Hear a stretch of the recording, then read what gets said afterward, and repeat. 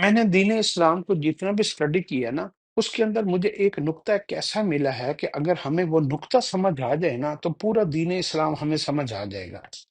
میں نے دیکھا کہ حضور پاک صلی اللہ علیہ وسلم جب مکۃ المکرمہ سے مدینہ المنورہ تشریف لائے نا، تو آپ نے صحابہ کے اوپر محنت شروع کی، ان کو عبادات، ان کے اوپر جو ہے نا ان کے ساتھ جہاد کرنا، ان کو نیکیوں کی طرف بلانا، دین سکھانا، نمازوں کا قائم کرنا، روزوں کا رکھنا، اور اس طریقے سے جو ہے نا جو اللہ کے راستے میں مال خرچ کرنا۔ تو تھوڑے سے لوگ تھے جو مدینے کے جو لوگ جو ہے نا اس مسجد میں آتے تھے اور آپ صلی اللہ علیہ وسلم کے پاس بیٹھ کر دین سیکھتے تھے۔ تو اللہ کے نبی صلی اللہ علیہ وسلم نے ان صحابہ کے اوپر اتنی محنت کی کہ ان کے گھروں میں جتنا مال تھا، مال کی محبت تھی، دنیا کی محبت تھی، اللہ کے نبی صلی اللہ علیہ وسلم نے محنت شروع کی اور ان کے دلوں سے وہ مال کی محبت اتنی نکالی کہ جو کچھ بھی گھروں میں تھا نا وہ سب کا سب لا کر جہاد کے لیے، اللہ کے راستے میں، صدقہ زکوٰۃ میں، وہ جو ہے نا انہوں نے اللہ کے راستے میں مال خرچ کر دیا۔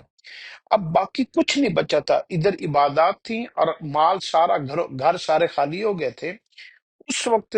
یعنی بظاہر یوں لگتا تھا کہ پتہ نہیں ان کی زندگی باقی کیسے گزری۔ At the same time Iran اور روم جو ہے نا، جو اس وقت دنیا کی بڑی سپر پاورز تھی، وہاں پر اتنی دنیا کے اوپر محنت ہو رہی تھی، عورتیں حسن اور سنگار کرتی تھی، زیورات بن رہے تھے، ایک ایک کلومیٹر لمبا قالین بغیر جوڑ کے بن رہا تھا دنیاوی، 40,000 پلر کا جو نا جو ایران کے شہنشاہ کا بادشاہ کا جو محل بنا کسرا کا، تو 40,000 اس کے پلر تھے۔ وہ اتنی بڑی بڑی بلڈنگیں بن رہی تھی اور مال و دولت کے اوپر محنت ہو رہی تھی، جیسے یوں سمجھ لیں آج کے زمانے میں ٹیکنالوجی کے اوپر محنت ہو رہی ہے، پیسے کے اوپر محنت ہو رہی ہے، بلڈنگوں کے اوپر محنت ہو رہی ہے۔ تو روم اور جو ہے نا کیسر و کسرا میں دونوں جو بڑی طاقتیں تھیں وہ دنیا کے اوپر محنت کر رہے تھے، اور ادھر مدینے میں تھوڑے سے صحابہ جو ہے وہ ساری دنیا حضور صلی اللہ علیہ وسلم کے قدموں میں رکھ کر جو ہے نا وہ چھوڑ رہے تھے، اور اس کے بدلے میں کیا خرید رہے تھے؟ وہ خرید رہے تھے دین اسلام اور اللہ کی ماننا، اللہ کے نبی کی ماننا۔ جب یہ مکمل ہو گیا، صحابہ کی تعلیم اور اس کا جو ہے نا تربیت مکمل ہو گئی، ایجوکیشن مکمل ہو گئی، انہوں نے سب کچھ قربان کر دیا، تو پھر اللہ رب العزت نے کیا کیا کہ اللہ رب العزت نے صحابہ نے جو سب کچھ قربانیاں دے کر چھوڑ دیا، تو صحابہ نے، اللہ رب العزت نے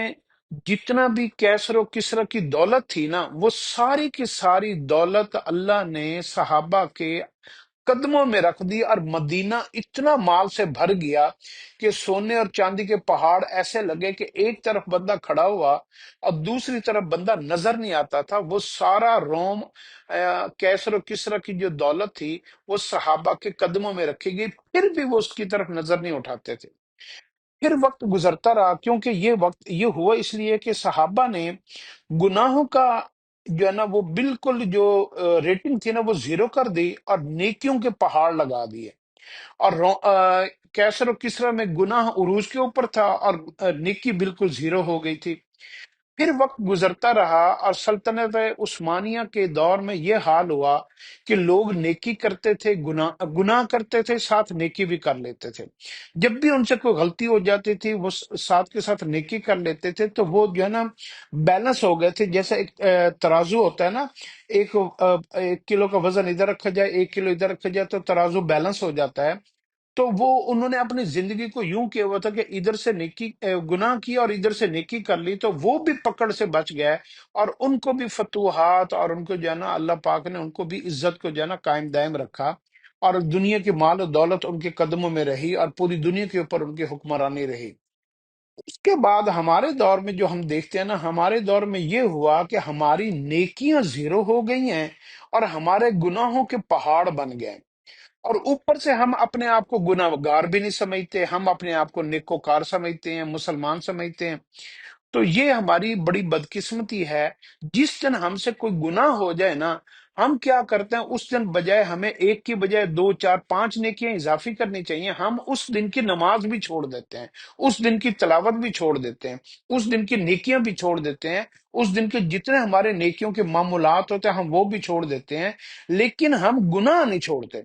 تو آج کے دور کا مسلمان گناہ نیکی تو چھوڑنے کے اوپر راضی ہے، لیکن گناہ کو چھوڑنے کے اوپر راضی نہیں ہے۔ اور یہی میری آپ کی سارے مسلمانوں کے زوال کی سب سے بڑی وجہ ہے، کیونکہ اللہ رب العزت نے جب قرآن پاک کا آغاز کیا نا،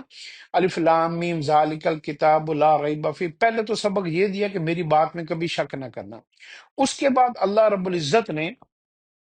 یہ وعدہ دیا جو ہدل للمتقین، کہ اللہ کی مدد صرف مسلمان کے ساتھ نہیں ہوگی، اللہ کی مدد صرف ہدل للمتقین کے ساتھ ہوگی جو گناہوں سے بچے گا۔ ہدایت صرف اس کو ملے گی جو گناہ کو ترک کر دے گا، گناہ کو چھوڑ دے گا۔ ہدایت اس کو نہیں کہا کہ جس کی نیکیاں زیادہ ہوگی، ہدایت اس کو ملے گی جو گناہوں کو چھوڑ دے گا۔ اگر ہم آپ سب ہدایت کے اوپر کامیابی والی اور پوری دنیا کے اوپر فتوحات کرنے والی اگر ہم زندگی گزارنا چاہتے ہیں تو ہمیں گناہوں کو ترک کرنا ہوگا۔ یہ پارٹی